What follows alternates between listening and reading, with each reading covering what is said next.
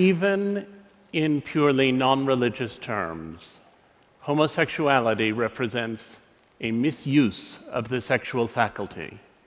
It is a pathetic little second-rate substitute for reality, a pitiable flight from life. As such, it deserves no compassion, it deserves no treatment as minority martyrdom, and it deserves not to be deemed anything but a pernicious sickness. That's from Time magazine in 1966, when I was 3 years old. And last year, the President of the United States came out in favor of gay marriage.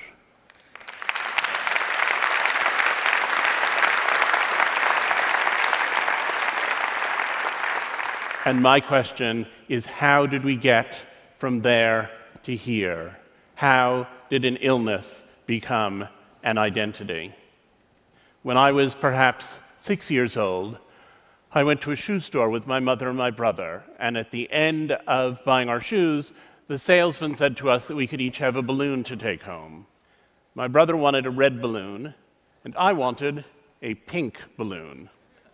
My mother said that she thought I'd really rather have a blue balloon, but I said that I definitely wanted the pink one, and she reminded me that my favorite color was blue.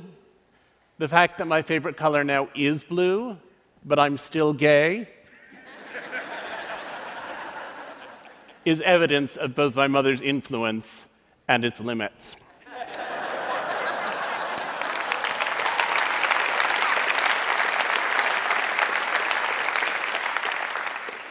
When I was little, my mother used to say, "The love you have for your children is like no other feeling in the world. And until you have children, you don't know what it's like." And when I was little, I took it as the greatest compliment in the world that she would say that about parenting my brother and me. And when I was an adolescent, I thought, but I'm gay, and so I probably can't have a family. And when she said it, it made me anxious. And after I came out of the closet, when she continued to say it, it made me furious. I said, "I'm gay, that's not the direction that I'm headed in, and I want you to stop saying that." About 20 years ago, I was asked by my editors at the New York Times Magazine to write a piece about deaf culture. And I was rather taken aback. I had thought of deafness entirely as an illness. Those poor people, they couldn't hear, they lacked hearing, and what could we do for them? And then I went out into the deaf world. I went to deaf clubs. I saw performances of deaf theater and of deaf poetry. I even went to the Miss Deaf America contest in Nashville, Tennessee, where people complained about that slurry Southern signing. And as I plunged deeper and deeper into the deaf world, I became convinced that deafness was a culture, and that the people in the deaf world who said we don't lack hearing, we have membership in a culture, were saying something that was viable. It wasn't my culture, and I didn't particularly want to rush off and join it, but I appreciated that it was a culture, and that for the people who were members of it, it felt as valuable as Latino culture, or gay culture, or Jewish culture.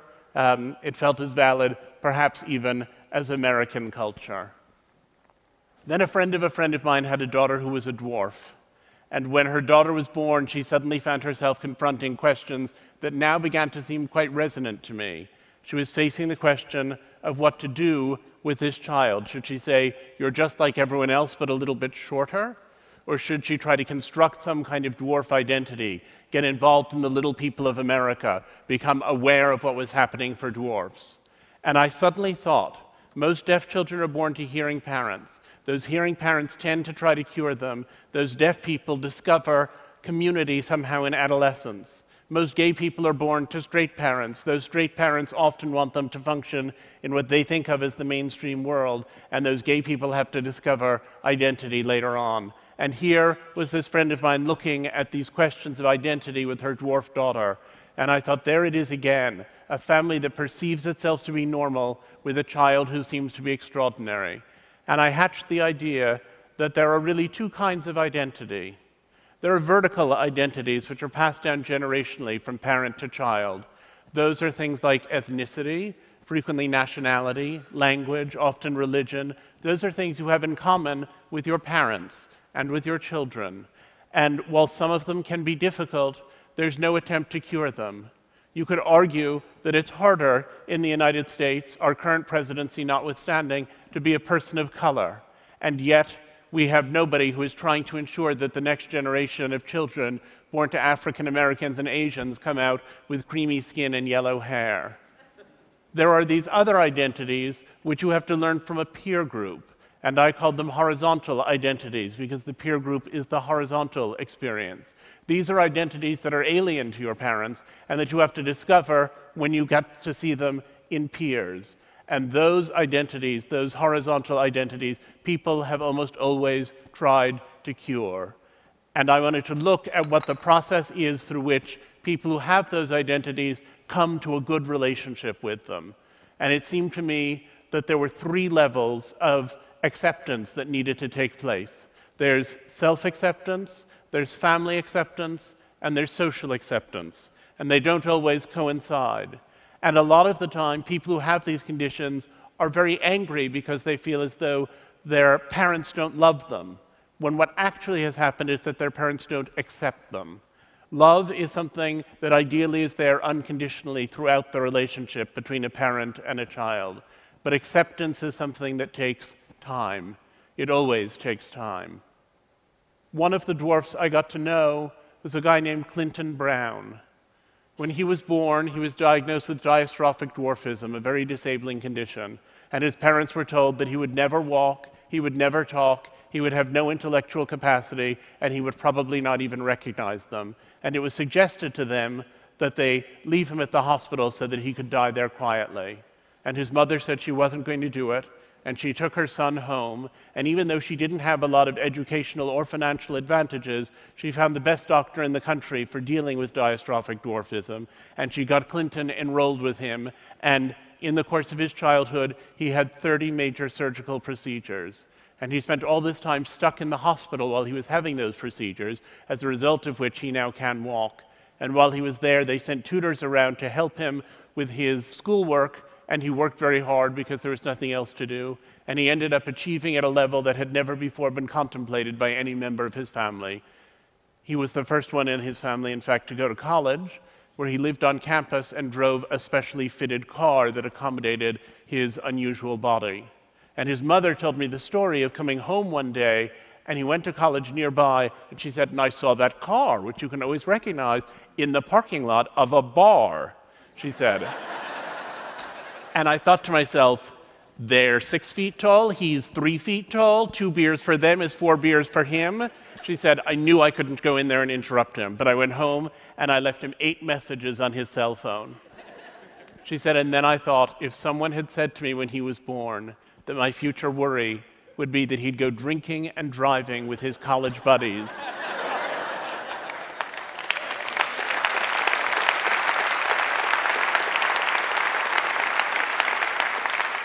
and I said to her, what do you think you did that helped him to emerge as this charming, accomplished, wonderful person? And she said, what did I do? I loved him, that's all. Clinton just always had that light in him, and his father and I were lucky enough to be the first to see it there. I'm going to quote from another magazine of the 60s. This one is from 1968, the Atlantic Monthly, Voice of Liberal America, written by an important bioethicist. He said, there is no reason to feel guilty about putting a Down syndrome child away, whether it is put away in the sense of hidden in a sanitarium or in a more responsible, lethal sense. It is sad, yes, dreadful, but it carries no guilt. True guilt arises only from an offense against a person, and a Downs is not a person. There's been a lot of ink given to the enormous progress that we've made in the treatment of gay people. The fact that our attitude has changed is in the headlines every day. But we forget how we used to see people who had other differences, how we used to see people who were disabled, how inhuman we held people to be. And the change that's been accomplished there, which is almost equally radical, is one that we pay not very much attention to. One of the families I interviewed, Tom and Karen Robards, were taken aback when, as young and successful New Yorkers, their first child was diagnosed with Down syndrome. They thought the educational opportunities for him were not what they should be, and so they decided they would build a little center, 2 classrooms that they started with a few other parents to educate kids with DS. And over the years, that center grew into something called the Cook Center, where there are now thousands upon thousands of children with intellectual disabilities who are being taught. In the time since that Atlantic Monthly story ran, the life expectancy for people with Down syndrome has tripled. The experience of Down syndrome people includes those who are actors, those who are writers, some who are able to live fully independently in adulthood. The Robards had a lot to do with that, and I said, do you regret it? Do you wish your child didn't have Down syndrome? Do you wish you'd never heard of it? And interestingly, his father said, well, for David, our son, I regret it, because for David, it's a difficult way to be in the world, and I'd like to give David an easier life. But I think if we lost everyone with Down syndrome, it would be a catastrophic loss. And Karen Robard said to me, I'm with Tom. For David, I would cure it in an instant to give him an easier life. But speaking for myself, well, I would never have believed 23 years ago when he was born that I could come to such a point. Speaking for myself, it's made me so much better and so much kinder and so much more purposeful in my whole life that speaking for myself, I wouldn't give it up for anything in the world. We live at a point when social acceptance for these and many other conditions is on the up and up. And yet we also live at the moment when our ability to eliminate those conditions has reached a height we never imagined before. Most deaf infants born in the United States now will receive cochlear implants, which are put into the brain and connected to a receiver and which allow them to acquire a facsimile of hearing and to use oral speech. A compound that has been tested in mice, BMN 111, is useful in preventing the action of the achondroplasia gene. Achondroplasia is the most common form of dwarfism, and mice who have been given that substance and who have the achondroplasia gene grow to full size. Testing in humans is around the corner. There are blood tests which are making progress that would pick up Down syndrome more clearly and earlier in pregnancies than ever before, making it easier and easier for people to eliminate those pregnancies or to terminate them. And so we have both social progress and medical progress. And I believe in both of them. I believe the social progress is fantastic and meaningful and wonderful, and I think the same thing about the medical progress. But I think it's a tragedy when one of them doesn't see the others. And when I see the way they're intersecting in conditions like the 3 I've just described, I sometimes think it's like those moments in grand opera when the hero realizes he loves the heroine at the exact moment that she lies expiring on a divan.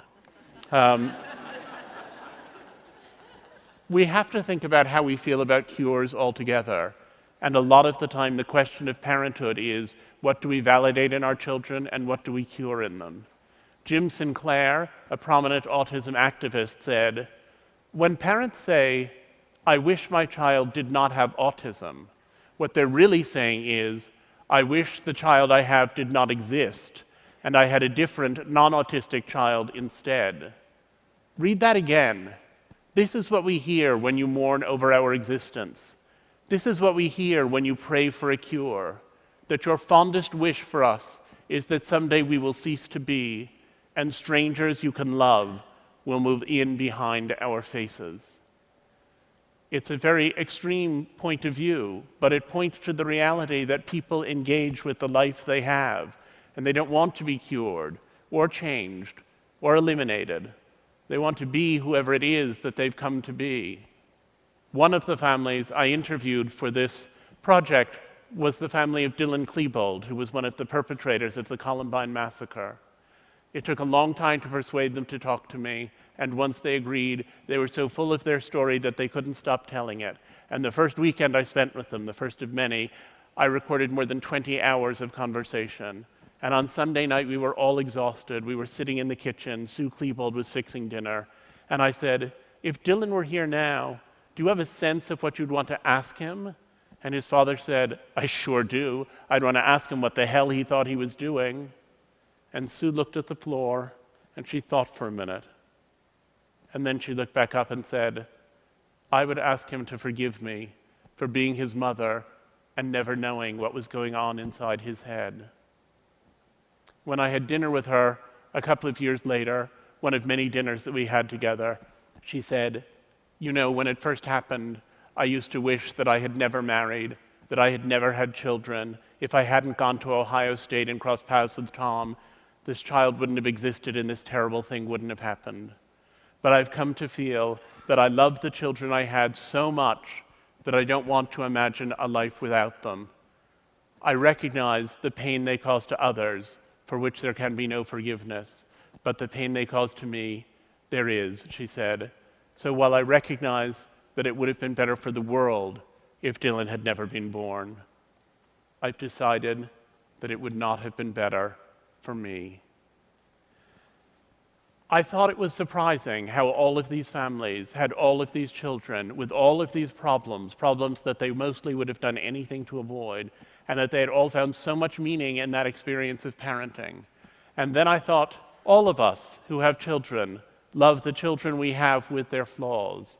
If some glorious angel suddenly descended through my living room ceiling and offered to take away the children I have and give me other, better children, more polite, funnier, nicer, smarter, I would cling to the children I have and pray away that atrocious spectacle. And ultimately, I feel that in the same way that we test flame-retardant pajamas in an inferno to ensure they won't catch fire when our child reaches across the stove, so these stories of families negotiating these extreme differences reflect on the universal experience of parenting, which is always that sometimes you look at your child and you think, where did you come from? It turns out that while each of these individual differences is siloed, there are only so many families dealing with schizophrenia, there are only so many families of children who are transgender, there are only so many families of prodigies who also face similar challenges in many ways. There are only so many families in each of those categories. But if you start to think that the experience of negotiating difference within your family is what people are addressing, then you discover that it's a nearly universal phenomenon. Ironically, it turns out that it's our differences and our negotiation of difference that unite us. I decided to have children while I was working on this project, and many people were astonished and said, "But how can you decide to have children in the midst of studying everything that can go wrong?" And I said, "I'm not studying everything that can go wrong. What I'm studying is how much love there can be even when everything appears to be going wrong." I thought a lot about the mother of one disabled child I had seen, severely disabled child who died through caregiver neglect, and when his ashes were interred, his mother said, "I pray here for forgiveness for having been twice robbed, once of the child I wanted, and once of the son I loved." And I figured it was possible then for anyone to love any child if they had the effective will to do so.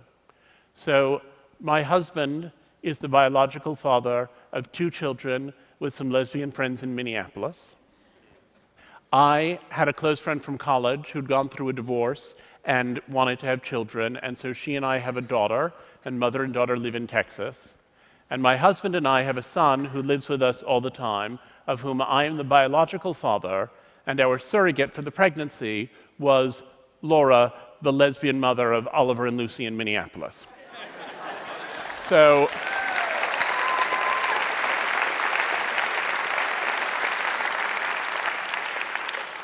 the shorthand is 5 parents of 4 children in 3 states. And there are people who think that the existence of my family somehow undermines or weakens or damages their family. And there are people who think that families like mine shouldn't be allowed to exist. And I don't accept subtractive models of love, only additive ones. And I believe that in the same way that we need species diversity to ensure that the planet can go on, so we need this diversity of affection and diversity of family in order to strengthen the ecosphere of kindness. The day after our son was born, the pediatrician came into the hospital room and said she was concerned. He wasn't extending his legs appropriately. She said that might mean that he had brain damage. Insofar as he was extending them, he was doing so asymmetrically, which he thought could mean that there was a tumor of some kind in action. And he had a very large head, which he thought might indicate hydrocephalus. And as she told me all of these things, I felt the very center of my being pouring out onto the floor. And I thought, here I had been working for years on a book about how much meaning people had found in the experience of parenting children who were disabled, and I didn't want to join their number. Because what I was encountering was an idea of illness, and like all parents since the dawn of time, I wanted to protect my child from illness. And I wanted also to protect myself from illness. And yet I knew from the work I had done that if he had any of the things we were about to start testing for, that those would ultimately be his identity, and if they were his identity, they would become my identity, that illness was going to take a very different shape as it unfolded. We took him to the MRI machine, we took him to the CAT scanner, we took this day-old child and gave him over for an arterial blood draw. We felt helpless, and at the end of 5 hours, they said that his brain was completely clear and that he was by then extending his legs correctly. And when I asked the pediatrician what had been going on, she said she thought in the morning he had probably had a cramp. But I thought how my mother was right. I thought, the love you have for your children is unlike any other feeling in the world. And until you have children, you don't know what it feels like. I think children had ensnared me the moment I connected fatherhood with loss. But I'm not sure I would have noticed that if I hadn't been so in the thick of this research project of mine. I had encountered so much strange love, and I fell very naturally into its bewitching patterns. And I saw how splendor can illuminate even the most abject vulnerabilities. During these 10 years, I had witnessed and learned the terrifying joy of unbearable responsibility, and I had come to see how it conquers everything else. And while I had sometimes thought the parents I was interviewing were fools, enslaving themselves to a lifetime's journey with their thankless children and trying to breed identity out of misery, I realized that day that my research had built me a plank and that I was ready to join them on their ship. Thank you.